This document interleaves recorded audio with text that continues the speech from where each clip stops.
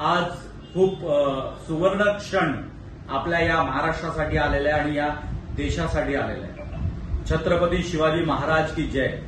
आज आपल्याला मराठी भाषेचं अभिजात दर्जा हा केंद्र सरकारच्या माध्यमातून आज आपल्याला मिळालेला आहे। सर्वप्रथम मी माननीय श्री रवींद्र वायकर साहेब जे आपले खासदार आहेत उत्तर पश्चिम मुंबईचे, यांचे मनपूर्वक अभिनंदन व्यक्त करतो आणि त्यांचं मनपूर्वक अभिवादन करतो की माननीय वायकर साहेबांनी ज्या विषयांकरिता वारंवार ते झटत होते, सतत ते या विषयाकरिता ते बोलत होते आणि सभागृहात देखील सुद्धा त्यांनी हा विषय खूप लावून धरला आणि शेवटी यशाचं फळ या महाराष्ट्राला मिळालेलं आहे।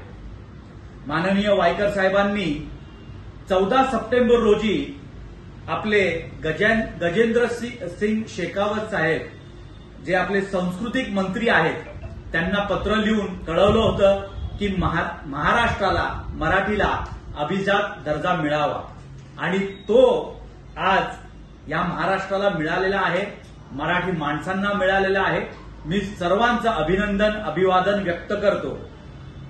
या भाषेसाठी मराठी भाषेला अभिजात दर्जा मिळावा याकरिता कैक वर्ष कैक जणांनी यासाठी प्रयत्न केला आणि प्रत्येकानं या विषयाकरिता खूप तळमळीने प्रयत्न केला, परंतु आनंद ह्या विषयाचा होतोय की फायनली आणि निर्णायकात्मक धोरण आज आपल्या या महाराष्ट्राला मिळालेलं आहे।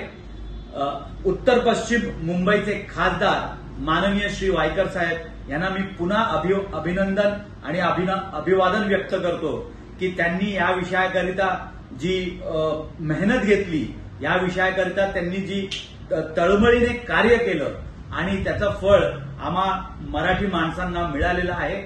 एवढंच बोलून मी माझे 2 शब्द संपवतो। जय हिंद, जय महाराष्ट्र।